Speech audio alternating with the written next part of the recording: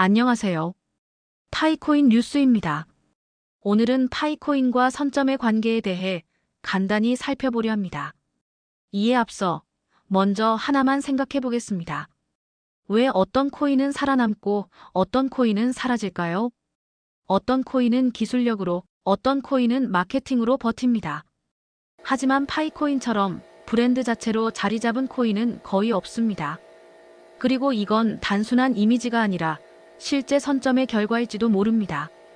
파이코인은 단순한 코인이라기보다 이미 대중의 기억 속에 자리 잡은 이름입니다. 파이코인 들어봤어?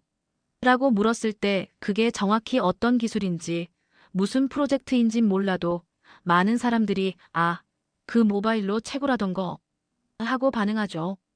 이건 굉장히 독특한 현상입니다.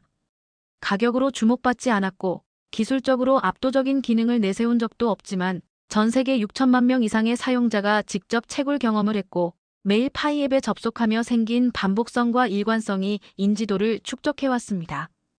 단순히 오래됐다고 기억에 남는 것은 아닙니다. 많은 프로젝트가 12년 만에 사라지는 시장에서 파이는 2019년부터 지금까지 채굴 앱, 파이 브라우저, 파이 앱 플랫폼, 그리고 최근 개방된 광고 네트워크 파이 애드 네트워크까지 시각적, 기능적 정체성을 계속 유지해왔습니다. 게다가 기억에 남는다는 것은 단순한 노출 이상의 구조가 필요합니다. 파이는 로고, 컬러, 네이밍, 심지어 채굴 방식 자체가 사용자의 뇌리에 일관되게 각인됐습니다. 다른 코인들이 가격이나 펌핑으로 존재감을 드러낼 때 파이는 매일 누르는 습관, 내가 초대한 사람처럼 일상 속 행동으로 남아있던 코인이었습니다.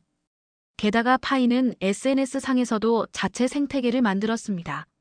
마인파이, 파이네트워크, 파이KYC, 파이메인넷 같은 해시태그들이 지금도 꾸준히 생성되고 있고 2025년 4월 기준 커뮤니티에서 다시금 리스트 파이온 바이낸스 나우 해시태그가 등장하며 바이낸스 상장 요청 운동까지 벌어지고 있습니다. 이건 가격 중심의 코인과는 완전히 다른 기억 중심의 확산 구조를 보여주는 사례입니다. 이 모든 흐름은 커뮤니티의 자발적인 확장이기도 하지만 무엇보다 이 프로젝트가 다른 코인보다 먼저 사람들에게 도달했다는 사실에서 출발했는지도 모릅니다. 그럼 어떻게 이 기억되는 코인이 가능했을까? 답은 간단합니다. 먼저 진입했기 때문입니다. 파이는 2019년 시장이 이미 비트코인과 이더리움 중심으로 흘러가고 있을 때 아예 다른 방식으로 사람들을 끌어들였습니다. 채굴 경험을 모바일로 옮기고 초대 시스템을 통해 네트워크를 확장하며 기술보다 사용자 경험을 먼저 설계했습니다. 이건 당시로선 파격적인 접근이었습니다. 대다수 코인들이 먼저 기술을 만들고 사용자 확보를 고민할 때 파이는 사용자를 먼저 플랫폼 안으로 넣는 데 성공한 프로젝트였습니다. 이 전략은 지금까지도 이어집니다. 2025년부터 OKX, 비트겟, MEXC 등 주요 거래소에 상장되며 드디어 메인넷 실물 거래가 시작됐고 광고 수익 구조까지 개방되며 이제는 생태계 전체가 수익을 만들 수 있는 구조로 확장되고 있습니다.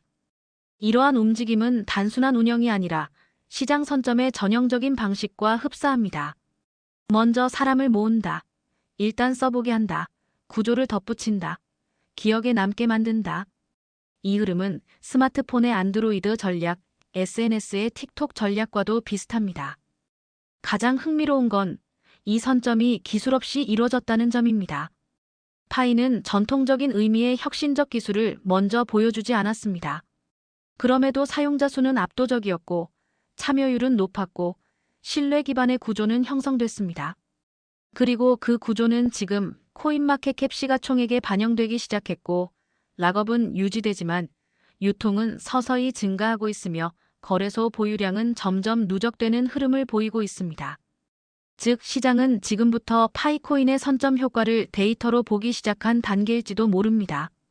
이 흐름은 단순히 기획만으로 이루어진 것이 아닙니다. 설계가 있었다면 그것이 실제로 작동하게 만든 건 바로 구조 자체의 설득력이었고 그 구조가 다른 코인들과 다른 파이코인만의 진입 방식이었습니다. 이 구조에서 가장 흥미로운 지점은 단순히 선점된 플랫폼이 존재했다는 것이 아니라 그 안에 가장 먼저 들어온 사람들이 있었다는 사실입니다. 파이오니어들. 파이코인의 초기 채굴자이자 매일 알림을 눌러 채굴을 이어간 사용자들. 그들은 단순한 유저가 아니라 이 플랫폼을 살아있는 구조로 만든 동력이었습니다. 파이는 특이하게도 채굴을 노동이 아닌 참여로 설계했습니다. 그래서 누구나 쉽게 진입할 수 있었고, 이 구조는 곧 네트워크 효과 기반의 선점 구조로 작동하게 됩니다. 다시 말해, 코어팀이 설계한 시스템이 선점 전략이라면 그걸 현실에서 작동시킨 건 사용자들이었습니다. 이건 파이코인이 가진 독특한 현상입니다. 다른 프로젝트들에선 설계자와 투자자, 사용자 간 거리가 크지만 파이에선 사용자들이 구조의 일부로 통합되어 있었습니다.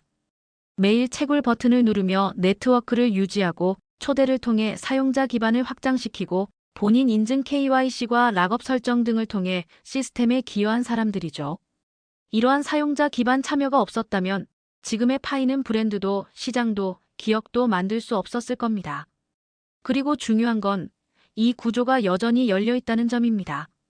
지금도 많은 이들이 채굴을 계속하고 있고 많은 앱 개발자들이 생태계에 합류하고 있으며 광고주와 거래소, 투자자들도 하나둘 모여들고 있습니다.